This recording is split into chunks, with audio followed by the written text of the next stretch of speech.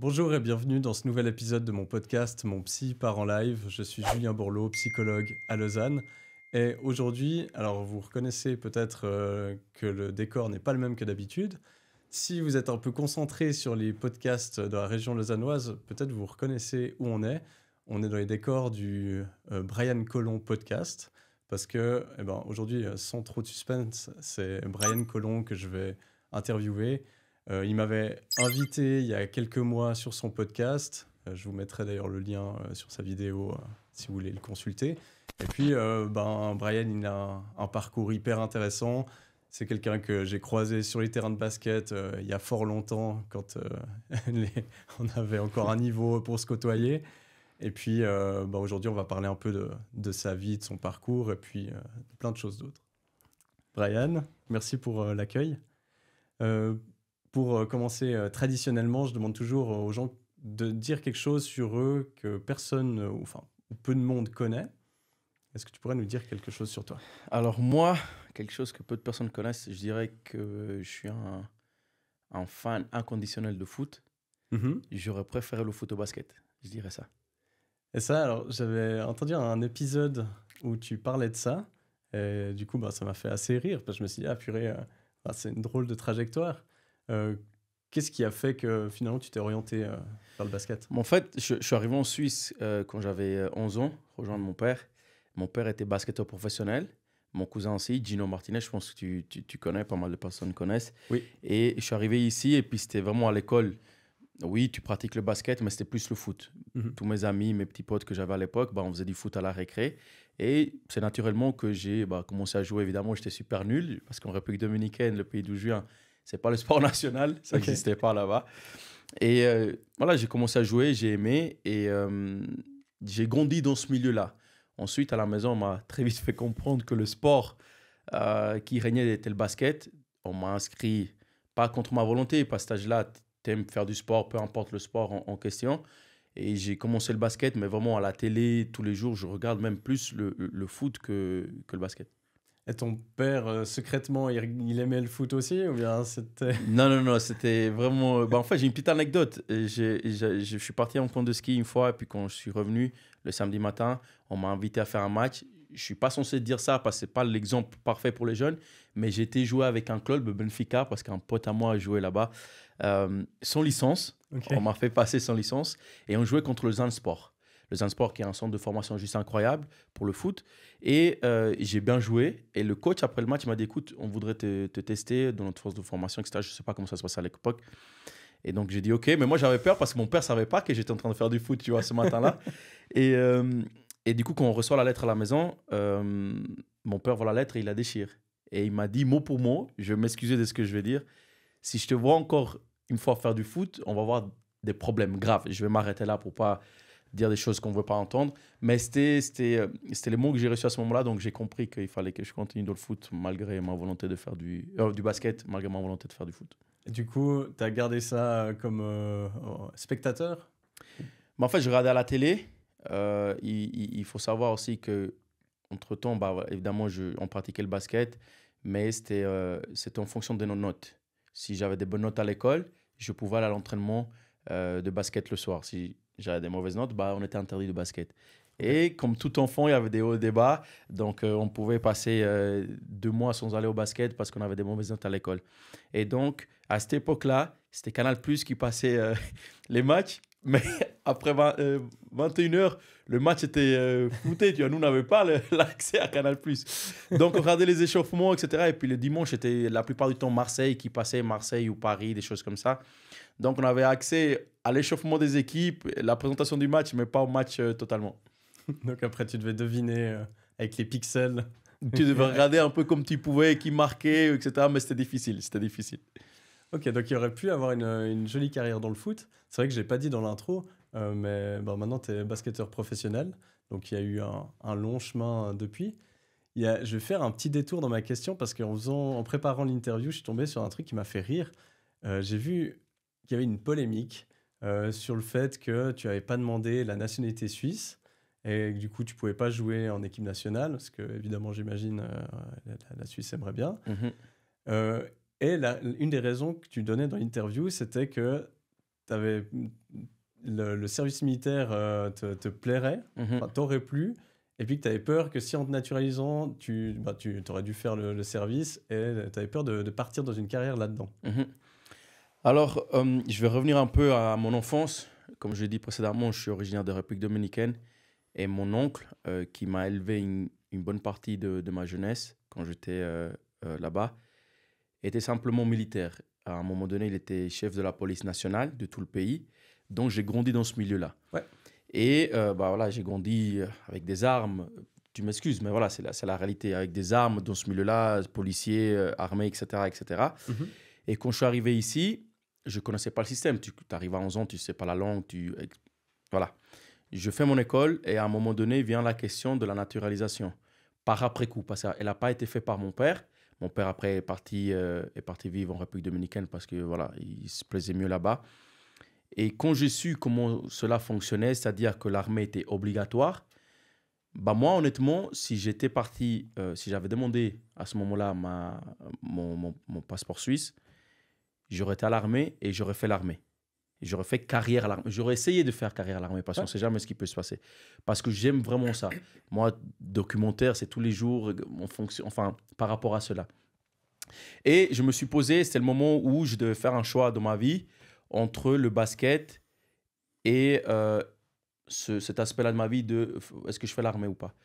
Et j'ai décidé de faire le basket parce que j'avais déjà trop sacrifié, ou j'avais déjà trop donné pour revenir en arrière et me dire, OK, laisse tomber et fais quelque chose d'autre. Donc, c'est la petite histoire derrière ça. C'est que vraiment, si j'avais eu le choix ou j'avais eu mon passeport à ce moment-là, j'aurais préféré faire l'armée. OK. À quel moment, parce que du coup, tu as été orienté dans le basket par tradition familiale, à quel moment est-ce que c'est devenu un projet, et plus que juste, OK, ben, je fais du sport, c'est cool, à quel moment c'est devenu un projet professionnel? Le basket. Mon premier contrat professionnel, je l'ai signé quand j'avais 23 ans, 22-23 ans. Avant ça, je savais que j'étais bon, mais j'étais trop mal formé. C'est-à-dire que je n'avais pas les connaissances, je n'avais pas eu la formation pour devenir un basketteur professionnel comme tu le vois partout de nos jours. Donc, c'était plus un rêve. Et quand j'étais en Ligue B à l'époque, on a gagné la Ligue B, j'étais MVP, je jouais bien, je marquais des points, etc. etc. Bah, j'ai eu la chance en fait qu'un agent me contacte et qui m'a dit, écoute, je veux t'aider, je veux travailler avec toi, mais il va falloir bosser. Et ce mot-là, pour moi, il a tout de suite résonné parce que je connais que ça. Si je peux me permettre, quand je suis parti de République dominicaine, que je suis arrivé ici quand j'avais 11 ans, avant cela, bah, je devais aider ma mère. Je devais aider à ramener de l'argent à la maison pour pouvoir manger. C'est-à-dire que dès que j'ai conscience, 7, 8, 9 ans, je travaille avec mon grand-père en tant que mécanicien pour faire de l'argent, pour l'amener à la maison pour qu'on puisse manger. Ça, peu de personnes le savent et c'est important de le partager parce que tout le monde n'a pas la chance. Pour moi, c'est une chance de grandir comme ça. Oui, c'est pas normal. Tu me diras, un enfant de 7, 8 ans qui travaille comme un adulte, c'est pas courant. Je te raconte ça aujourd'hui. Il y a plein d'enfants qui vont se dire, mais est-ce qu'il est fou? Est-ce que c'est normal? C'est pas courant en Suisse. En Suisse. Mais dans la plupart des endroits dans le monde, c'est courant, quoi. Voilà, moi, c'était ma réalité. Donc, je suis fier de ça. Je suis fier d'avoir passé par là parce que c'est ce qui m'a forgé, peut-être. C'est ce qui m'a permis de juste, OK, je sais que si je travaille dur pour obtenir ce que je veux, je vais un jour réussir, tu vois. Et cet agent-là, bah voilà, pour revenir au basket, m'a pris sous son aile, m'a aidé, m'a envoyé aux États-Unis pour travailler. C'est petit à petit que bah, j'ai fait mes preuves, que j'ai bossé comme un fou pour atteindre un certain niveau et qui m'a permis d'être où je suis aujourd'hui. C'est dans quels endroits que tu as été aux États-Unis? J'étais à Kansas pendant 3 mois où j'ai eu la chance de connaître une personne incroyable qui s'appelle Kelvin Parker, qui m'écrit presque tous les jours maintenant encore que c'était un très gros joueur qui joue à mon poste. Ouais. Et bah, mon agent m'a envoyé chez lui pendant 3 mois pour travailler. Et puis on est resté amis. Il m'a aidé énormément à développer mon jeu, à comprendre comment est-ce que le basket fonctionnait. Et franchement, je lui dois beaucoup. Donc c'était vraiment pour du coaching 1, c'était pas pour aller dans des équipes AAU, des choses comme ça? Non, c'était vraiment pas. J'étais déjà trop âgé, j'étais déjà trop vieux. Ouais, c'est vrai. De 23 ans, 22, 23 ans, c'est déjà trop tard pour partir aux États-Unis pour essayer de percer là-bas. Mais c'est vraiment individuel, lui et moi, pendant 3 mois intensifs où tu travailles tes gammes. Mais donc finalement, le projet de professionnel, il est venu quelque part assez tard. Pendant longtemps, tu as avancé, puis juste, ben, tu étais bon, et du coup, tu as continué à avancer. Mais le projet ou le déclic de maintenant, ça va être mon projet professionnel, puis je vais vraiment tout mettre là-dedans, c'est venu relativement tard pour un sportif. C'était tard et surtout que entre le basket et ma vie professionnelle d'avant, j'ai fait 2 apprentissages, un de poseur de sol et un de couvreur. Et quand je me suis vu là, évidemment, je dénigre personne qui fait ce métier. C'est voilà, chacun fait ce qu'il veut, ce qui lui plaît. Je me suis dit, j'ai pas envie de faire ça de ma vie. Mhm. Sauf que je l'ai fait parce que à ce moment-là, moi, mon papa, encore une fois, nous disait, si tu fais pas d'apprentissage, bah, tu peux pas faire le basket non plus. Comme à l'école. Mhm. Si tu veux pas quelque chose à côté, tu pourras pas aller à l'entraînement. Donc, j'ai pris ce qui m'est venu sous la main, le premier apprentissage. Ensuite, j'en ai fait un deuxième pour pouvoir avoir ce papier qui me permettait d'aller aux entraînements. Et quand je me suis vu là, sur un toit, par exemple, je vais raconter une histoire qui est importante aussi pour que les gens le sachent. Mon maître d'apprentissage était albanais à ce moment-là. Et c'était un traitement, c'était pas normal. Je ne vais pas rentrer dans les détails parce que peut-être c'est... Il était raciste. Voilà, il me traitait de singe tous les jours. J'avais 16-17 ans. C'était pas normal, mais pour moi, je devais passer par là. Dans ma tête, je devais passer par là pour avoir ce papier. Donc, j'ai rien dit. Je me suis fait à l'idée que ça allait être comme ça. Et à un moment donné, tu sais, tu cogites et tu dis, mais peut-être qu'il a raison. Tu sais, tu commences à dire, Ok. mais est-ce qu'il n'a pas raison que je sois comme ça? Peut-être mes manières ne sont pas justes. Tu vas d'un pays différent, etc. Et c'était bizarre. J'ai obtenu mon papier, et j'ai fait ce que j'avais à faire et puis je suis parti. Et mais c'est intéressant parce que c'est toutes des choses, tu vois, où je pense que c'est des expériences alors, qui peuvent être dures et qui en même temps ben, te permettent, je pense, ont permis d'avoir cette abnégation, cette discipline que demande le sport de haut niveau. Après, tu te dis, bah, tu as fait des CFC, c'est vrai que en Suisse, enfin, mais je pense que c'est un peu la réalité partout. Là, il se trouve que ben, l'histoire t'a donné raison parce que tu es devenu un des meilleurs joueurs de la ligue. Maintenant, il y a peu de gens qui atteignent ça. Donc, la réalité de la plupart des sportifs, c'est que si ils mettent tous les œufs dans ce panier-là, après, c'est une vie assez précaire qui s'installe. À partir du moment où tu sais ce que tu veux, à partir du moment où tu comprends où tu vas aller, je pense que les choses deviennent faciles. Parce que évidemment, quand tu es jeune, tu es un peu perdu, tu veux faire pas mal de choses, mais tu sais pas vraiment ce que tu veux vraiment. Mhm. Moi, quand je l'ai compris, je me suis dit, OK, bah, j'ai mon CFC, mais maintenant, je veux vraiment faire du basket. J'ai eu évidemment la chance de la personne qui m'a contacté pour m'aider, mais j'ai mis tout ce que j'avais à côté qui allait pas m'amener à mon objectif final, qui était de devenir basketteur professionnel, je l'ai mis de côté. Et j'ai fait tous les sacrifices nécessaires pour arriver là. C'est-à-dire, tu vois pas ta famille, tu copines, etc. Tu mets de côté, tu gagnes pas énormément à ce moment-là, tu dois demander des aides. Il y a beaucoup de choses que les gens ne savent pas, ce qui peut être demandé pour atteindre un certain niveau peu importe le domaine d'activité. Tu vois. Et moi, je l'ai fait et puis je suis fier de ça parce que c'est juste incroyable d'une personne qui va dans un autre pays, qui est tout seul à ce moment-là parce que mon père est parti, de réussir là où j'ai réussi. Ouais, alors c'est clair que là, enfin, il y a un tas de challenges qui viennent. Parce que là, on passe, on pourrait. T'as fait d'ailleurs pas mal de podcasts un peu où tu racontes ta vie. C'est pour ça que je voulais pas revenir sur tous ces détails-là. Mais c'est vrai que là, on passe hyper rapidement sur ton histoire. Mais c'est pas rien d'arriver comme ça, de changer de pays. Tu parles pas forcément la langue. Tu dois t'intégrer à un âge. Ben, 11 ans, c'est un peu c'est le cycle d'orientation quand tu arrives ici. C'est des moments un peu charnières pour l'orientation. Donc, c'est assez fou de te dire que finalement, entre 11 ans où tu arrives en Suisse et puis ton début de vie professionnelle en tant que sportif, Mhm. finalement, il y a 10 ans qui s'écoulent seulement. Et dans ces 10 ans, bah, on voit qu'il y a tellement de trucs compactés. Donc, c'est clair que c'est admirable. Et je pense que tu es déjà arrivé avec un bagage qui t'a permis ça et qui n'est pas donné à tout le monde. Mhm. Et je voulais savoir, justement, tu es arrivé avec ce bagage, mais qu'est-ce que, alors c'est peut-être une grande question, mais qu'est-ce que le basket en lui-même t'a appris de particulier? C'est une bonne question, ça. Euh, Moi, je l'ai dit une fois. Pour moi, personnellement, si je prends du temps et je réfléchis à mon parcours, je pense que le basket m'a... C'est le basket qui m'a éduqué, c'est le basket qui m'a forgé, c'est le basket qui m'a permis de savoir qui j'étais, c'est le basket qui m'a permis de comprendre ce que je voulais dans ma vie et la personne que je voulais être. C'est 5 points super importants parce que quand tu arrives dans une équipe et tu as 10 nationalités différentes et que tu n'es pas capable de t'adapter ou tu n'es pas capable de trouver ta place, c'est pas normal. Parce qu'on vit dans un monde aujourd'hui où tout le monde est mélangé, tout le monde est mix, tout le monde partage des choses juste incroyables avec autrui, peu importe la nationalité. Et moi, je n'étais pas capable de le faire. Moi, j'avais une éducation qui était assez basique, assez sauvage, si je peux me permettre. Et quand je suis arrivé ici et que j'ai vu que j'étais pas peut-être normal par rapport aux enfants qui composaient ce pays, je me suis dit, il faut que je devienne quelqu'un, il faut que je m'améliore.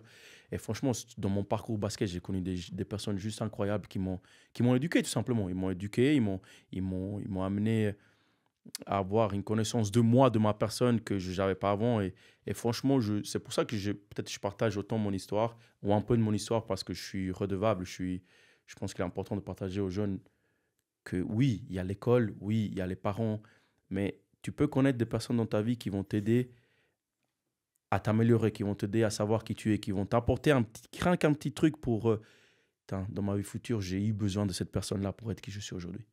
Ouais, et puis ça c'est hyper important parce que pour des gens qui, justement dans la cellule familiale, n'ont pas forcément les repères nécessaires ou qui peuvent être perdus sur d'autres aspects, moi, justement c'est là où on voit l'importance de certains coachs ou de profs à l'école ou de maîtres d'apprentissage. Alors dans ton cas, c'était pas forcément des gens qui ont été aidants à ce niveau-là, mais c'est hyper important. Et est-ce que tu arriverais à dire des personnes qui ont eu un impact particulier? Oui. Alors, dans le monde du basket, j'ai eu une personne qui s'appelle Nick Sabapchevic, qui était mon premier coach professionnel à Monté, de ma première année professionnelle. Oui. Parce que je suis arrivé, j'étais 2 fois MVP de Ligue B. Je suis arrivé là-bas, je pensais être le meilleur joueur du monde. Et mec, il m'a détruit, il m'a montré que j'étais personne, qu'il fallait travailler et que rien n'était acquis. Mais que par le travail, tu allais avoir ce que tu voulais. Et là, je l'ai compris d'une meilleure manière. Il était super dur avec moi, à la limite de ce que tu peux pas faire avec un jeune de cet âge-là. Mais en dehors de ça, il m'a appris la vie. Franchement, il me prenait, il me traitait comme si j'étais son fils. Et ça, c'est le contraste entre le basketteur qui est traité d'une manière très dure et l'être humain qui te traite comme si tu étais juste son bébé, tu vois. Mhm. Et là, j'ai compris que, bah, ok, il est dur, mais il veut mon bien. Mhm. Donc, si je peux citer, mais j'en ai beaucoup, tu vois, mais vraiment marquant, je dirais que c'est lui et je lui dois ça. Et d'ailleurs, sur ton podcast, tu as invité différents invités justement qui avaient compté dans ta vie. Donc, si les gens veulent en savoir plus, je les invite à écouter aussi ton Ouais. podcast parce qu'il y a des épisodes qui sont vachement marquants et touchants, je trouve, à ce niveau-là. Justement, tu as été MVP plusieurs fois en Ligue B, en Liga également. Là, tu as eu en 2021-2022, saison 2022-2023 également MVP. L'année aussi où tu as eu une grosse blessure. Euh, Comment tu as vécu ça, d'obtenir le titre de meilleur scoreur de la saison alors que bah, tu étais en pleine blessure? Alors, j'ai été 2 années de suite élu top scoreur de la Ligue. 2021-2022, j'avais de l'avance suisse. Hein. Et l'année passée, en fait, j'avais beaucoup de points d'avance quand je me suis blessé. Et puis, c'était juste avant les playoffs. Et la marge de points que j'avais mis, bah, elle était assez large pour finir premier. Et donc voilà, ça s'est fait comme ça. C'est quelque chose que je ne dois pas au hasard, c'est juste au travail, encore une fois. Et c'est quelque chose aussi dont je suis très fier parce que on est dans un milieu c'est un milieu malsain. C'est un milieu où, à partir du moment où tu ne performes pas au niveau auquel les personnes attendent que tu le fasses, tu deviens une merde. Les gens oublient vite, un peu partout, tu me diras, mais je trouve que dans le sport, ça va un peu plus vite qu'ailleurs parce que ce que tu peux créer, ce que tu peux faire, l'énergie l'émotion que tu peux transmettre à un public, à des joueurs, à un club, etc., je trouve que ça ne doit pas être oublié aussi rapidement, tu vois. Ça fait partie du métier, tu me diras, ok, on doit vivre avec ça. Mais franchement, je suis content et fier d'avoir réussi ça parce que c'est juste le fruit du travail et rien d'autre. C'est clair que c'est un milieu qui est très cruel à ce niveau-là, où justement tu peux être tout en haut et puis le lendemain on t'oublie. Alors comment on gère ça finalement, c'est ce rapport aussi au public, aux médias, à la valorisation, parce que c'est quelque chose de très transactionnel. Tu es valorisé quand tu es sur le terrain, puis tout d'un coup, tu joues plus, ou bien tu es blessé, et puis un peu ça coupe les vannes quelque part. En fait, au début, quand tu es jeune et tu n'as pas beaucoup d'expérience, tu fais un bon match, tu penses que tu es le meilleur joueur du monde. Et la semaine d'après, quand tu fais un mauvais match, tu te dis, ouais, je vais arrêter le basket. Moi, je marchais beaucoup comme ça. C'est quand ça allait bien, magnifique, ça va bien, je suis bon, je suis le meilleur, etc. À un mauvais match, je suis le pire, il faut que j'arrête, il faut que je fasse autre chose. Et j'ai fait comme ça 1 ou 2 saisons, et puis je me suis rendu compte que c'était pas juste, et c'était pas juste par rapport à moi, par rapport au sacrifice, par rapport aux efforts que j'ai faits pour arriver là. C'était pas moi en soi. Et en fait, j'ai connu plusieurs personnes qui m'ont expliqué un peu comment eux ils fonctionnaient, des joueurs professionnels. Et j'ai mis en place quelque chose. Et c'était juste, quand je faisais des bons matchs, il fallait pas que je me mette en tête, mais que je garde à l'esprit que c'est juste un match, un bon match où j'ai bien joué. Et garder cette ligne ni trop haute, ni trop basse, mais une ligne au milieu, si je peux appeler, quelque chose de linéaire. Et de la même façon que je faisais quand je jouais bien, je faisais quand je jouais mal. C'est-à-dire quand je jouais mal, je me disais, OK, c'est un bon match, ça peut arriver, mais n'oublie pas qu'il faut que tu gardes cette constance au milieu. Pas trop dans les émotions ou dans la dépression ou de te dire que tu es nul, ni de la même manière que quand tu fais un bon match, te dire que tu es le meilleur joueur du monde. Et ça m'a permis d'enchaîner les saisons d'une manière plus ou moins bonne, où je faisais des bons matchs et puis pas trop de mauvais matchs parce que je me disais, OK, tu as fait un bon match, ça s'arrête là. C'est pas que tu n'as rien gagné. T'es pas... Mais quand je faisais un mauvais match aussi, tu n'es pas le pire, tu es capable. Donc, garde cette constance-là. Et c'est ce qui m'a permis un peu d'avancer comme ça. Ouais, mais c'est intéressant comme réponse parce qu'il y a le retour du public, des médias, etc. Mais il y a juste ce qu'on a déjà dans notre propre tête, qui est souvent la critique la plus difficile à vivre. Et c'est vrai que de se focaliser sur le résultat, c'est assez injuste parce que ben, ça dépend pas que de toi. Je veux dire, vous êtes 5 sur le terrain, même ben, plus si on compte toute l'équipe. Il y a plein de facteurs en question. Et il y a des fois, on gagne alors qu'on a fait un bon match, l'inverse aussi. Donc, il y a aussi enfin, je pense une des lignes sur laquelle tu peux aussi te reposer, c'est ce dont tu parlais avant, l'effort que tu mets, le travail que tu mets. Puis quelque part, ça, c'est quelque chose que tu contrôles. Parce que c'est toi qui contrôles tous les jours si tu te lèves pour aller t'entraîner, pour aller faire du renforcement, etc. Et puis ça, ben, ça, on peut pas te le voler. Et puis quelque part, ben, après, tu peux faire de ton mieux là-dedans. Ça donne des résultats ou pas. Je pense qu'il y a plein d'autres très bons joueurs dans la ligue. Mais ils n'ont pas été top scorers. C'est pas parce qu'ils sont nuls, c'est juste que ben, y avait toi qui étais devant. En fait, c'est intéressant ce que tu dis parce que à un moment donné de ma carrière, j'ai compris quelque chose et c'est que on sait tout. Dans le sens où, je vais prendre un exemple peut-être bête, mais si tu veux arrêter de fumer, tu sais ce que tu dois faire pour arrêter de fumer. Si tu veux maigrir, tu sais ce que tu dois faire pour maigrir. C'est pas essayer. Essayer, c'est pas vouloir. Si tu essayes, tu vas pas réussir ce que tu veux faire. Moi, à partir du moment où je savais ce que je voulais, c'est-à-dire je veux être bon, je veux être peut-être le meilleur, il n'y avait pas d'excuse. Il n'y avait pas, non, je vais essayer de faire. Non, non, non, je sais ce que je dois faire pour arriver là-bas. Ça veut dire quoi? Travailler tous les jours. Si tu n'es pas bon dans le shoot, je vais prendre un coach qui va m'aider à améliorer mon shoot pour être bon. Il n'y a pas de hasard. Et moi, quand j'ai compris ça, franchement, ça m'a. Tu sais, tu te libères d'un poids, tu dis, OK, il n'y a pas de miracle. Il n'y a pas de miracle, tu dois juste travailler et tu sais ce que tu dois faire pour arriver à cette étape-là, tu vois. Ouais, et puis ça, c'est hyper important. Souvent, les gens, ben, dans mon métier de psy, souvent, ils arrivent et ils disent « Ah, mais moi, je sais ce que je devrais faire. » Mais en effet, c'est pas la connaissance qui manque. Surtout maintenant, il y a Internet, tu peux tout trouver en 2 secondes.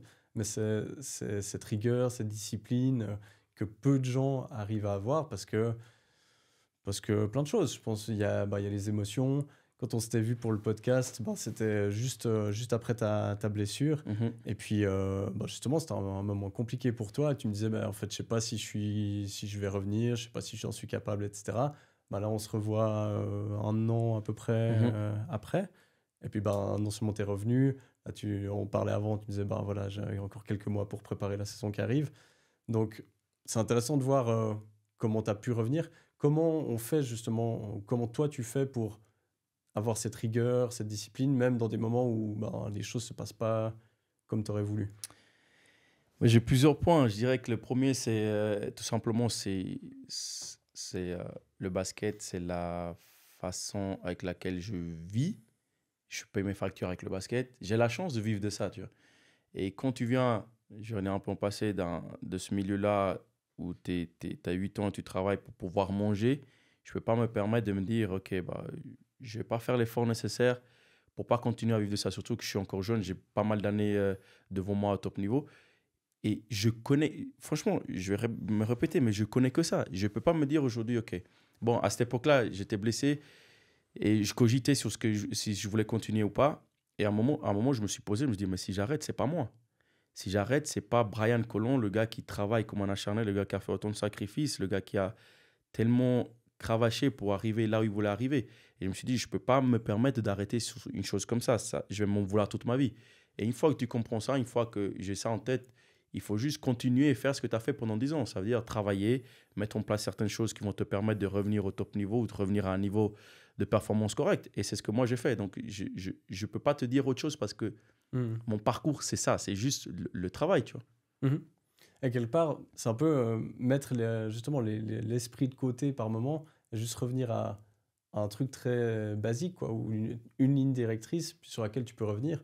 Alors, peut-être qu'il y a des moments où notre ligne, il faut l'adapter parce que du coup, on a toujours suivi la même recette et puis ça ne fonctionne plus. Alors là, ça demande de changer. Toi, il se trouve que cette recette, elle n'est pas encore épuisée. Et je ne pense pas qu'elle le sera. Alors, elle le sera au bout d'un moment dans le basket parce qu'il y aura des changements qui arriveront.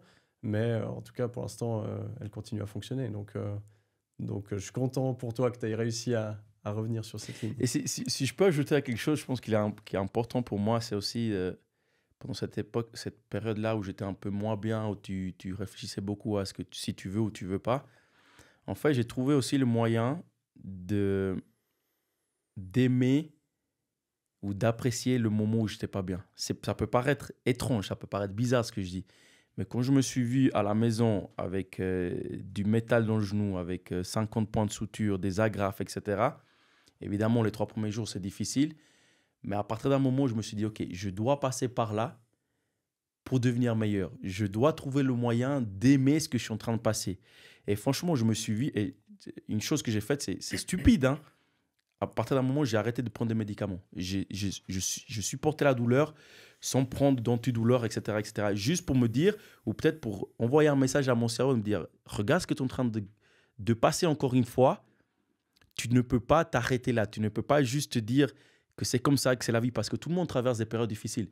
Après, c'est à chacun de savoir comment est-ce qu'il va les traverser. Si tu vas t'asseoir et te dire, OK, bah voilà, je suis une victime, etc. Moi, je peux pas. Je peux pas. Et donc, j'ai trouvé ce petit truc aussi, motivation supplémentaire de me dire, OK, j'ai mal, je vais passer par là, c'est normal, ça m'arrive à moi, c'est parce que je suis assez dur, je suis assez costaud mentalement pour passer au-dessus de ça.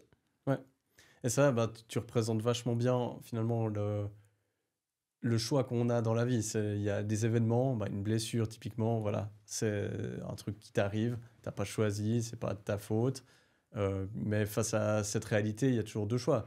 On peut contrôler comment on va percevoir la chose. Comme tu dis, est-ce que je vais voir comme une victime ou plutôt je vais essayer de changer mon regard puis me dire, non, c'est un challenge qu'on me donne, que Dieu m'envoie pour les gens qui sont croyants, peu importe. Et puis, du coup, c'est un truc qui est sur mon chemin pour me faire grandir. Et puis après, ce qu'on peut contrôler, c'est comment je vais réagir aussi. Alors du coup, si je suis une victime, est-ce que je vais me confondre là-dedans et puis me raconter toute ma vie, cette histoire et imaginer ce que j'aurais pu faire, ou bien est-ce que je me remets au boulot comme tu le fais. Tu parlais avant, quand on était hors micro, de la mentalité que tu observais chez certains jeunes. Et tu me disais, j'ai l'impression qu'ils veulent tout, mais sans faire l'effort. C'est quoi que tu observes un peu en ce moment?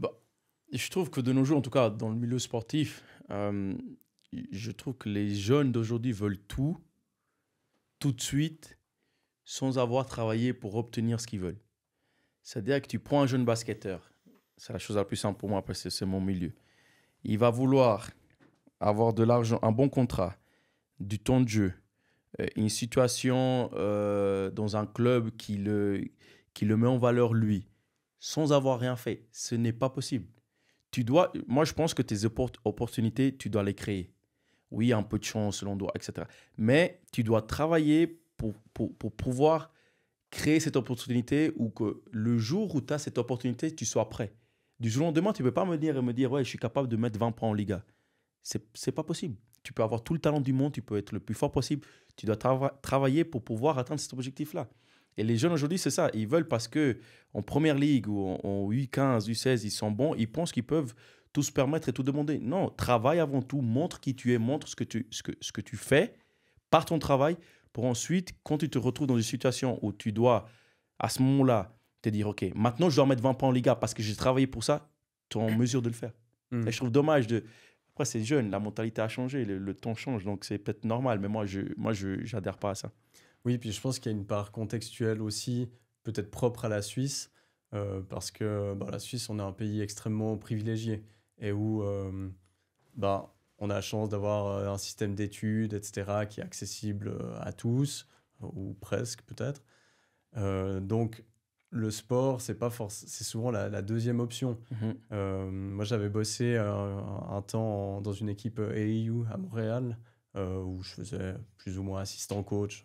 Enfin, j'avais pas un gros rôle. Mais du coup, je les avais suivis un peu pendant leur saison.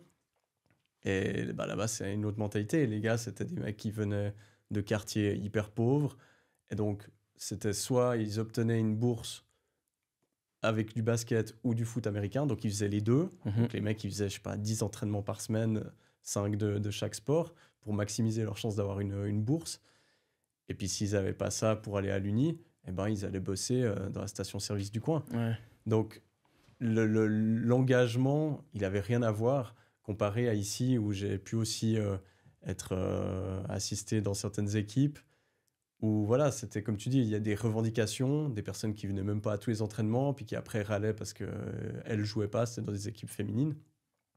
Il y a un contraste, et où quelque part, peut-être les coachs aussi ont pas le levier. Parce que peut-être dans certaines équipes féminines, il n'y avait pas assez de joueuses. Donc, comment tu fais? Tu leur dis, en fait, tu veux les mettre sur le banc, mais en fait, tu as besoin qu'elles soient sur le terrain parce qu'il n'y a pas assez de monde. Donc, je pense qu'il y a un côté contextuel et un contexte un peu d'enfant gâté aussi. En fait, moi, je me suis toujours dit un truc par rapport à ça, c'est que c'est clair qu'on est privilégié d'être en Suisse, de vivre ici, mais on nous apprend dès petit tu vas pas réussir si tu vas pas à l'école, si tu vas pas à l'université, si tu finis pas tes études. Ce que je peux comprendre. Mais il faut aussi savoir, et il est intéressant, c'est pour ça que je partage des fois mon histoire, de faire comprendre à certains jeunes qui n'ont pas la possibilité, comme moi je l'ai eu dans un temps de ma vie, d'étudier, d'aller à l'école, qu'il y a d'autres choses. Moi, c'est le sport qui m'a éduqué, c'est le sport qui m'a permis d'être qui je suis aujourd'hui. Et c'est quelque chose... C'est pour ça que je le partage, parce qu'il est important de passer ce message-là. Oui, on a la chance d'avoir les meilleures universités du monde, d'avoir plein de choses, d'avoir de la facilité à étudier, à obtenir un diplôme, à avoir un travail, à bien gagner sa vie. Il n'y a pas que ça. Il y a aussi d'autres moyens, comme le sport, par exemple. Pour moi, peut-être le basket, évidemment, à un niveau mesuré, soyons clairs. Mais c'est ce qui m'a permis, et il est important de le dire, parce que ça peut toucher certains jeunes. Ouais, je pense justement, après le chemin qu'on choisit, peu importe, mais si ça part justement de certaines valeurs, d'efforts, de travail, etc., après, en fait, c'est ça qui compte. Une fois que tu pars avec ça, ça peut être le sport, ça peut être les hautes études, ça peut être n'importe un business que tu lances, mais c'est de ça que ça part. Puis, comme tu l'as dit, je pense que quand dès l'enfance, en fait, tu es là-dedans, c'est l'effort, c'est devoir avoir des responsabilités aussi. C'est différent. Ici, des enfants de 8 ans qui ont la responsabilité ou une part de la responsabilité de la famille, ça n'existe pas ou peu. C'est vrai. Je voulais rebondir avant, je ne sais plus à quel moment, mais quand on parlait justement de l'image, de comment gérer ça, à nouveau en off, tu m'as dit qu'il y avait un truc qui t'avait interloqué, c'est que plusieurs fois, des gens t'ont fait le retour qu'en te voyant, ils avaient l'impression que tu étais quelqu'un d'arrogant, d'inaccessible, de distant. Et puis qu'une fois qu'ils apprenaient à te connaître, c'était un tout autre visage qu'ils voyaient. En fait, c'est intéressant de comprendre comment est-ce que les gens te perçoivent sans te connaître. Et moi, j'ai la chance d'être dans un milieu, ou la chance ou pas, où tu es assez exposé par rapport à tes performances ou par rapport à peut-être ta vie, je sais pas. Et j'ai eu pas mal de fois, non, pas mal de fois, tout le temps, le retour de que je donne cette image d'une personne arrogante, d'une personne pas accessible, mais d'une personne tu sais, un peu compliquée et qui est dans son monde, tu sais, qui se la raconte un petit peu, etc. Et à un moment donné de ma vie, je me suis dit, OK, je vais essayer de comprendre pourquoi. Parce que je sais qui je suis, évidemment. Je n'ai pas besoin de montrer à qui que ce soit la personne ou ce que j'ai en moi pour savoir qui je suis. Et à partir du moment où j'ai commencé à analyser ça, à comprendre, une fois c'était à Neuchâtel, je vais prendre l'exemple d'une personne. Il me disait, ouais, bah voilà, Brian, il est arrogant, etc., etc., etc. Il a partagé, je crois, 2 fois 20 minutes avec moi. Et un jour, il est venu vers moi et m'a dit, Brian, après un match, Brian, s'il te plaît, je dois te parler. Et moi, à partir du moment où tu me démontres que je ne t'intéresse pas ou que je peux rien t'apporter dans ta vie de positif, ça ne sert à rien que tu me parles. Je ne vais pas perdre mon temps. Voilà, j'ai quelque chose d'autre à faire. Il y a peut-être d'autres personnes qui vont peut-être écouter mon message que peut-être je peux changer leur vie. Et je vais déjà comment dire, disposé à m'embrouiller avec lui. Qu'est-ce que tu veux me dire? Dis-moi. Oui, écoute, Brian, et j'ai senti dans son ton que c'était quelque chose de positif. Du coup, je me suis dit, OK, dis-moi. Alors écoute, Brian, je voulais te serrer la main et te dire que vraiment, je suis désolé de tout ce que j'ai pu dire sur toi parce que je me suis trompé, mais vraiment totalement. Et je trouve que tu es une personne incroyable. Et franchement, je crois que même j'ai versé une larme. J'ai pas pleuré, mais j'étais ému parce que tu dis, ça, c'est quelque chose que je vais garder à vie en moi. Mhm. Et il est intéressant de comprendre pourquoi est-ce que si tu ne me connais pas, tu peux te permettre de mettre un avis, tu peux te permettre de faire un jugement. Et ça, je ne l'ai jamais compris. Pourquoi, et dans le même sens, pourquoi est-ce que moi, mon histoire, que je viens de te raconter 10%, je dois te la partager? Tu es qui? Enfin, tu es qui? Qu'est-ce que tu m'as démontré à moi pour que moi, je vienne et je te partage des choses importantes dans ma vie, des choses sérieuses, des choses qui m'ont touché, qui m'ont marqué à toi? Non, je n'ai pas besoin de le faire. Si par chance ou pas, tu as le temps ou à un moment de partager un petit moment avec moi, ou peu importe, parce que ça arrive à beaucoup de personnes, tu vas te rendre compte que, OK, c'est une bonne personne, non, c'est une mauvaise personne. À partir de ce moment-là, tu choisis. Mais au moins, j'aurais été moi. J'aurais été en accord avec mes valeurs, avec la manière dans laquelle j'ai grandi. Mhm. Et tu vois, c'est fou de comment les gens peuvent, ils te voient marcher, ils vont se dire, OK, lui, il est arrogant. Non, non. Prends le temps peut-être de connaître, de savoir un petit peu sa vie, de savoir un petit peu son histoire. Et après, tu peux te permettre de, oui, je vais partager un moment avec lui. Non, ça ne m'intéresse pas. Tu vois. Et c'est important de le dire parce que nos jours, c'est facile de critiquer, c'est facile d'apporter du mal à une personne, de dire quelque chose de mauvais sans vraiment savoir ce que cette personne endure, sans vraiment savoir par où est passée cette personne pour arriver là où elle est en face de toi. Ouais, et puis c'est hyper important comme message parce que cette crainte du regard de l'autre, du jugement, etc., c'est quelque chose, enfin moi, dans mon cabinet, je vois ça tous les jours. Et bah, je trouve ton message, il est important parce que ça permet de, en fait, montrer que en fait, même si tu es quelqu'un de top, bah, il y a des gens qui vont penser, qui vont pas t'apprécier ou qui vont penser des choses sur toi. Mhm. Et puis, toutes ces personnes ne vont pas faire l'effort de venir te rencontrer et puis de creuser la chose. Donc, cette peur qui nous paralyse, c'est important ce genre de message parce que pour s'aider à s'en distancier, puis à se dire, mais en fait, ce qui compte à nouveau, c'est moi, comment j'agis, comment je sais que j'agis. Et puis c'est là où je peux être serein avec qui je suis. C'est que, en fait, peu importe les rumeurs ou les remarques qu'on me fait, quelque part, moi, je sais que je suis droit dans mes bottes et puis Mhm. ce que je fais au quotidien. Ouais. En fait, j'ai une petite anecdote qui me vient en tête par rapport à ça. L'autre jour, j'ai un jeune qui m'a demandé, euh, euh, peut-être ça n'a rien à voir, mais c'est un peu lié quand même. Ouais, Brian, comment est-ce que tu pourrais me conseiller pour que je puisse réussir? Comment est-ce que tu pourrais me conseiller ou quel est le chemin à prendre si je veux réussir, si je veux devenir quelqu'un, pardon. Et moi, je lui dis, écoute, moi, je ne sais pas le chemin que tu peux prendre pour réussir. Ça, c'est tout un chacun. Pour moi, c'est le travail, si on peut appeler ça une réussite. Mais par contre, je sais le chemin que tu peux prendre si tu veux échouer, si tu veux faire un peu n'importe quoi de ta vie. Et il m'a dit, c'est quoi ce chemin-là? Et je lui dis, à partir du moment où tu veux plaire à tout le monde, à partir du moment où tu veux faire les choses pour plaire à une certaine personne, tes parents, tes amis, tes potes, peu importe, tu vas pas réussir. Et moi, quand j'ai compris ça, que de toute manière, les gens vont parler. Tu fais quelque chose de bien, ils vont parler. Tu fais quelque chose de mal, ils vont parler. Tu ne peux pas plaire à tout le monde. Mais à partir du moment où tu fais les choses que toi t'aimes, les choses qui te remplissent toi, qui te font plaisir à toi, qui t'apportent quelque chose dans ta vie, tu vas réussir peu importe le domaine d'activité que tu feras. Ouais, puis ça permet de défendre finalement ta vision, ton chemin. Parce que quand tu fais les choses pour toi, ben, tu peux toujours dire, ben voilà, pourquoi est-ce que je le fais, qu'est-ce que ça m'apporte. Parce que quand tu veux plaire à tout le monde, ben, une fois tu vas aller dans cette direction, une fois là, une fois là. Et puis en fait, au bout d'un moment, tu te perds, si tu es la seule personne à se perdre. Mm. Parce que les autres, finalement, il y en a peut-être à qui ça importe, mais la plupart du monde, ils s'en fichent Ouais. finalement de ce qu'on devient.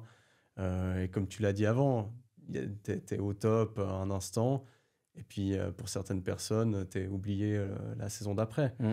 Et donc finalement, la seule personne qui va rester, c'est toi, ton parcours, et puis qu'est-ce que t'en penses? Vu qu'on est un peu dans la question justement de faire ce qu'on aime, du regard des autres, etc., ben, j'ai envie de parler quand même du lieu où on est, Mhm. le podcast Brian Colomb.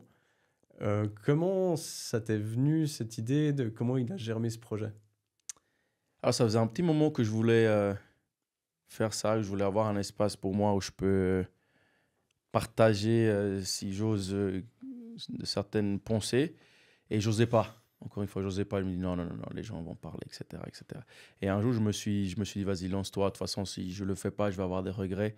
Et moi, c'est la pire des choses, c'est avoir des regrets. Je préfère me casser les dents 10 fois qu'avoir un regret de dire, OK, j'ai pas essayé, tu vois.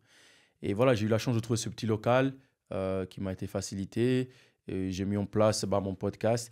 Et l'idée derrière ça, c'était juste de permettre à certaines personnes ou à des personnes qui ont une histoire, pas touchante, mais qui ont une histoire un peu hors du commun, de la partager pour toucher d'autres personnes. Parce que je pense que c'est important et puis que même si on ne le croit pas, par un mot ou une pensée ou une action, tu peux changer la vie d'une personne, tu vois. Et j'ai eu la chance de pouvoir me lancer et le faire justement pour ça, pour dire aux gens, écoutez, oui, il y a des choses il y a des personnes pardon, qui ont des choses à dire et que c'est des choses intéressantes qu'on devrait s'arrêter et réfléchir sur ça 2 minutes parce que ça peut changer nos vies. Et donc ça, c'est venu juste à la base sur une envie de partager et de rencontrer du monde, ou bien il y a un peu une autre vision pour le projet? 50-50, c'est de l'envie de par mon histoire à moi parce qu'elle n'est pas facile. Elle est vraiment pas facile. Et aussi, en République dominicaine, je suivais une personne qui a un podcast pas similaire, lui. Chez nous, c'est Dieu, entre guillemets, mais quelque chose de grand. Et qui faisait venir des personnes voilà, qui avaient un métier un peu particulier. Je me suis dit, pourquoi pas te, te calquer sur ça pour faire ton propre truc à petite échelle, évidemment. Et donc voilà, c'est 50-50, 50 de mon histoire et 50 de lui. Et surtout aussi, je dirais qu'après le basket, je me vois peut-être travailler dans ce milieu-là. Donc je me dis, c'est une expérience, tu n'as rien à perdre, tu as tout à gagner, donc lance-toi et puis tu verras bien ce que ça donne. Ouais, puis j'ai vu que t'étais intervenu aussi auprès de certains jeunes. Je sais pas exactement dans quel cadre c'était, mais un peu à donner des conférences. En fait, j'ai la chance de travailler avec une personne qui m'aide beaucoup dans ce milieu-là et j'ai pu faire 2, 3 conférences, un petit peu plus, on va dire 2, 3. Une à la FIBA où j'ai partagé mon histoire de manière très, très courte, hein, mais à des enfants qui sont venus de la guerre en Ukraine, tout simplement. Donc, c'est juste incroyable. Et j'ai aussi eu la chance d'aller dans une école raconter comme ici le milieu sportif, mais plus comment moi je m'étais sorti de la pauvreté, si j'ose, en arrivant en Suisse et par mon travail. Donc franchement, c'est quelque chose de juste incroyable, comme je dis précédemment, de partager. C'est par ces quelques mots, tu sais que tu vas impacter la vie de un de ces deux jeunes qui vont pousser pour se sortir de la situation par laquelle ils traversent à ce moment-là, qui n'était pas simple. Ouais, puis ça, c'est hyper important parce que avant, on a parlé de personnes qui pouvaient être des mentors ou des gens qui nous éduquent, qui ont un impact, mais ça peut être justement, comme tu dis, un podcast, une interview. J'ai eu quelqu'un qui est venu en consultation dernièrement et qui m'a dit, ben, en fait, moi, j'ai eu le déclic d'aller voir un psy parce que j'ai vu Teddy Riner, le judoka, qui est ben, originaire des Antilles, et dont la personne se reconnaissait dans les origines de Teddy Riner. Et puis, Teddy Riner, il parle ouvertement de sa psy, qu'il a vue depuis, je sais pas, 15 20 ans. Et puis, ben voilà, ça suffit pour que une personne d'une culture où c'est pas forcément... c'est rare Mhm. d'aller voir un psychologue.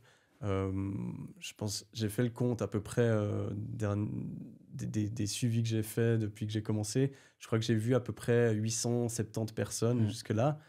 Et je pense que sur ces 870, il y a peut-être 3 ou 4 personnes noires. Ouais, Euh, c'est peu. alors, je pense pour plein de raisons, mais aussi pour des raisons culturelles. J'ai des potes aussi, un pote ivoirien, où il me disait, voilà, c'est pas dans la culture d'aller voir un psy. Donc, d'avoir quelqu'un dans lequel on se reconnaît, où on a une origine ou un bout d'histoire sur lequel on peut se rattacher, et puis de voir que cette personne, elle arrive à un endroit où nous, on aimerait aller, ça peut changer une vie, quoi. Mhm. Bah, et tu sais que pour nous, bah, c'est incroyable que tu dis ça parce que moi aussi, moi, je travaille avec une coach mentale depuis 3 4 ans maintenant et ça te change. Mais dans notre culture, il n'est pas normal, il n'est pas courant de demander de l'aide. C'est vu comme une faiblesse, un aveu de faiblesse, tu vois. Alors que non, au contraire, c'est juste un outil supplémentaire pour que tu puisses réussir dans ce que tu veux faire, tu vois. Et à partir du moment où tu le comprends, où tu vois, moi, j'ai la chance de grandir ici, tu me diras, avec peut-être une autre mentalité. Mais si moi, je dis à mon père, bah, je vois un psy, il m'a dit, mais toi, t'es fou, t'es quoi? C'est les fous qui vont là-bas ou Ouais. c'est quoi ton délire, tu vois? Non, c'est une personne qui a les connaissances nécessaires, qui a étudié pour savoir comment le cerveau fonctionne, pour t'aider à atteindre un certain objectif ou pour t'aider tout simplement dans un problème que tu as dans ta vie, tu vois? Mais c'est vrai que chez nous, c'est pas courant, c'est peut-être même tabou, tu vois? Bah, même, tu dis, tu vois, chez toi, mais même j'ai eu des discussions dans ma famille dernièrement, mes oncles, comme ça. Mon grand-père aussi, je sais que les psys, il n'aimait pas ça. Mon oncle, il m'a dit pareil, il m'a dit, tu sais que moi, les psys, je peux pas les voir. Enfin, donc, je pense qu'il y a aussi un effet de génération où maintenant ça se démocratise. Dans le sport, il y a de plus en plus de gens qui en parlaient. Je pense qu'un des premiers, c'était Renard Test, Meta World Ah Peace ouais, maintenant. non, lui, Il, a- il était fou pour le coup, lui. Alors lui, il avait des vraies psychopathologies, mais lui, il avait annoncé ça, je crois, quand ils avaient gagné le titre avec Los Angeles. Ouais. Il était allé vers la caméra et était, merci à ma psy. Du coup, ça a ouvert un peu. Du coup, c'est assez marrant que le message s'ouvre. Euh, je me suis un peu perdu, mais il y avait un truc que je voulais te demander par rapport à... tu parles de l'après-carrière. J'ai vu que tu avais un rôle dans la NBA Basketball School Mhm, à Lausanne. mhm. Explique-moi ce que c'est cette école, parce que j'ai toujours pas compris ce qu'il en était. C'est complexe, hein, mais je vais essayer de t'expliquer d'une manière compréhensible pour que tout le monde comprenne. Derrick, qui est le fondateur de tout ce écosystème, a simplement, en fait, on est dirigé par la NBA. Lui, il a le label NBA, c'est-à-dire qu'il collabore étroitement avec la NBA. Tu as un cahier de charge comme ça que tu dois suivre pour la formation, pour le business plan, pour absolument tout ce qui englobe le basket et la NBA. Donc nous, comment dire, on suit ces directives-là et on doit rendre, je pense, des comptes. Ça, c'est Derrick qui sera peut-être mieux te parler que moi. On doit rendre des comptes à la NBA par rapport à nos jeunes, par rapport au travail effectué, par rapport au cahier de charge, par rapport à comment on développe la chose. Et en quelques mots, c'est un peu ça. Moi, je suis le responsable ou l'image de la NBA Basketball School, les jeunes, tu vois. Moi, je donne des entraînements, je suis comment dire, le cahier de charge purement basket, le reste business, c'est Derrick qui le fait. Donc, en quelques mots, c'est un peu ça et j'espère que c'est assez compréhensible. Donc, moi, je suis en charge de ça, je suis en charge de suivre ces jeunes-là, de les orienter, de les entraîner. Quand il y a un problème, bah, c'est moi qu'on va voir, moi et Parlo, qui est aussi directeur technique là-bas. Et puis du coup, c'est des jeunes qui doivent faire un test pour entrer dans l'école. Non, nous, on a, comme je t'ai dit, ce cahier de charge, c'est un club qui est dirigé par la NBA. C'est-à-dire que la NBA nous envoie des directives à suivre via ce cahier de charge-là. Nous, on Ok. doit les appliquer. Si tu n'appliques pas, à tout moment, tu peux perdre ta licence de NBA, tout simplement. Mhm. Tout ce qui est habits, uniformes, etc., c'est tout la NBA. C'est vraiment tout la NBA qui nous envoie, les ballons, tout. Nous, on a juste à suivre, à appliquer ça. Évidemment, on doit faire des formations, etc., pour être apte à faire cela. Donc, non, si un jeune veut venir, il a juste à contacter le club, s'inscrire comme dans un club normal, mais par contre, ça va être beaucoup plus strict, que je dirais, ou beaucoup plus, je dirais pas sérieux, parce qu'il y a des clubs de formation très Ouais. forts ici en Suisse, mais ça va être un autre type de formation, je dirais. Et puis du coup, ce club, il participe dans le championnat suisse ou comment Oui, ça se tous passe? nos jeunes de U12, U14 jusqu'à U20 participent dans le championnat suisse normal, tu vois. Et on a en plus U18, U14, U16, une compétition internationale toute l'année. Ça, c'est un peu à part. Ça s'appelle EIBL, quelque chose comme ça.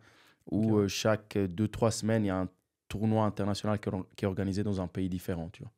En Europe ou aussi En aux Europe. États-Unis? En Europe. D'accord, ouais. Ok. Donc ça, c'est une exposition assez importante pour les jeunes. Tu vas dans un pays, tu rencontres des Espagne, etc. Des jeunes de ton âge et tu peux te mesurer à juste le top niveau, tu vois, au niveau international. Ok, trop bien parce que j'ai vu ça débarquer, puis bon, évidemment, ça m'a intrigué.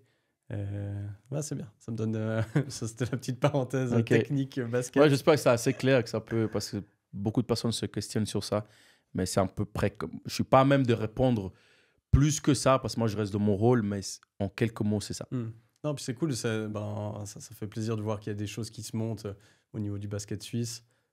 C'est pas facile.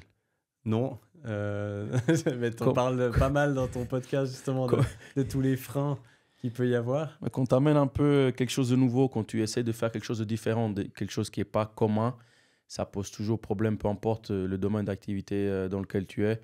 Moi, franchement, je kiffe ça parce que être comme tout le monde ne m'intéresse pas. C'est une perte de temps. Il faut être original, il faut être qui tu es, garder tes valeurs, garder ton point de mire où là tu vas arriver, c'est là que tu vas réussir. Avant qu'on termine, j'aimerais te balancer, parce que je sais que tu aimes bien philosopher, j'aimerais bien te balancer 2-3 questions un peu comme ça, pêle-mêle. Tu me réponds comme ça te vient. La première, c'est, est-ce que tu pourrais me dire quel est le meilleur conseil qu'on t'ait donné? Oula.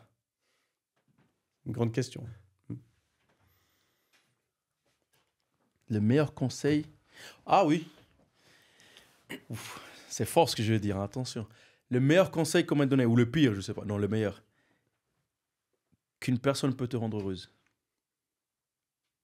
Ok. Si je peux développer en une phrase, quand je l'ai compris, je pense qu'il est impossible de rendre une personne heureuse avant d'être heureux toi-même. Je vais m'arrêter là.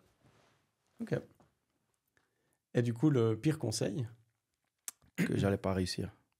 Ou que j'étais trop sauvage pour réussir. Okay. Ça, dans le milieu du basket, c'était ça. Non, il est trop fou. Non, il va pas réussir. Il va pas... émotionnellement et au niveau de l'intégration, il pourra pas. J'ai juste démontré tout le contraire par mon travail. Ok, donc c'était pas vraiment un conseil, c'était un peu une prédiction qu'on t'a... Un jugement, ouais. Ouais. Mais c'est cool que tu le partages parce que je pense qu'on le vit tous à différents moments, que ce soit à l'école, dans le sport, voilà.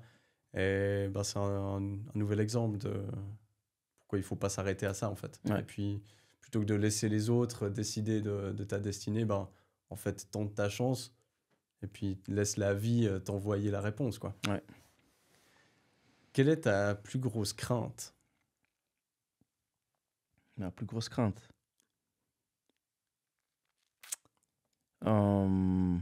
C'est une bonne question. Je peux répondre à la fin, celle-là, ou pas? Tu peux, ouais, bien sûr. Ok, Joker pour la fin. Joker. Là, ce serait mon avant-dernière question, c'est qu'est-ce que tu aimerais entendre à ton enterrement? Qu'est-ce que tu aimerais qu'on dise de toi le jour de ton enterrement? Il était incroyable. Ça me suffit. Incroyable pour quelle raison? Du bon côté de la chose. Dans le sens où, comme je t'ai dit avant, je vais revenir un peu à la même chose, mais c'est tellement bas, c'est tellement nul de parler d'une personne sans la connaître. Et j'ai tellement eu de témoignages des gens, même des coéquipiers, qui pensaient que j'étais une personne que je ne suis pas. Et au jour d'aujourd'hui, ils m'adorent. Ils disent, mais c'est le meilleur coéquipier que j'ai jamais eu. Si on dit à mon enterrement, il était incroyable, ça me suit. Peu importe, juste le mot, il était incroyable. Et dans le bon sens comme dans le mauvais, parce que personne n'est parfait, ça me va. Ok. Il y a une question que toi, tu poses dans tes podcasts et que je trouve cool. C'est qui est-ce que tu aimerais voir alors, pas dans ce canapé, parce qu'on va pas venir squatter chez toi à chaque fois, mais qui est-ce que tu aimerais voir au micro de mon podcast? Je sais pas si tu crois en ça. Nous, dans ma culture, on y croit, Moi, c'est pas que moi, j'y crois, attention. Enfin, c'est fort ce que je veux dire. Mais si un jour, tu arrives à avoir un... Comment dire en français? Un marabout? Ouais. C'est ça en français? Marabout, un C'est une personne chaman. qui travaille avec la sorcellerie? Ouais, C'est ça? ouais, un Ça serait marabout, incroyable. un chaman. Non, ouais, moi, je veux une personne qui travaille, je ne sais pas le terme exact, vous m'excusez, une personne qui travaille avec enfin, la magie noire ou les mauvaises choses, tu sais, qui sont capables, soi-disant, je ne sais pas, j'ai n'importe quoi, de te faire tuer. Non, top, pas ça. Tu m'as compris, je veux C'est ça. un sorcier ou quelque chose comme ça. Ouais, ok. Ah, je savais qu'il y avait. Alors, pour Haïti, je savais que c'était justement des croyances qui étaient là-bas, mais aussi pour la République dominicaine. Oui, du coup. on a assez croyants sur ça. Moi, Ok. j'y crois pas du tout, mais j'ai vu des choses je suis obligé de me dire, ouais, mais ça peut exister, parce que j'ai vu des choses incroyables, quoi. Ok. Ouais, alors ça C'est serait. c'est pas facile à trouver. Il y en a beaucoup. C'est pas facile à trouver parce qu'ils parlent pas souvent, ils ont peur. Mais si un jour tu as la chance de faire un podcast comme ça, franchement incroyable. Et tu m'inviteras, je vais être sur place. Ok, bah écoute, ouais, alors, j'avais pas pensé à ça. Bon, je sais pas si j'ose le faire, mais. Ouais, les énergies là-bas, ça va être intense quand même. Et puis, peut-être dernière question, c'est qu'est-ce que je peux te souhaiter pour la suite? D'être moi-même, de continuer à être moi-même, ça dérange. Bon, moi, je me fais pas de soucis pour ça. Si tu me souhaites ça, j'ai rien besoin d'autre parce que tout vient avec le travail, tout vient avec... les planètes s'alignent au bout d'un moment. Moi, elles sont alignées. Il faut juste pas oublier d'être soi-même, d'être qui tu es, de garder tes valeurs, de continuer à travailler dans ce que tu fais. Merci, Brian. Merci à toi. La question du... C'était quoi? La plus grande crainte? La plus grande crainte, putain. La plus grande crainte. La plus grande crainte. Ok, ouais. Ma plus grande crainte, ça serait de décevoir ma fille. Tout simplement. De ne pas être à la hauteur pour ma fille. Voilà. Excellent. Alors j'espère que cet épisode vous aura plu. Évidemment, je vous conseille d'aller écouter le podcast, voir les vidéos de Brian, parce qu'il fait un super job à ce niveau-là. Il y a déjà plein d'interviews qui sont dispo, donc je mettrai tous les liens vers ses réseaux sociaux, YouTube, Instagram, tout ça, dans les notes du podcast. Merci pour votre fidélité, et puis comme d'habitude, n'hésitez pas à mettre des commentaires, à mettre des évaluations sur Spotify, Apple Podcast, à vous abonner là où vous regardez ou écoutez ce podcast, et je vous dis à la semaine prochaine pour un prochain épisode.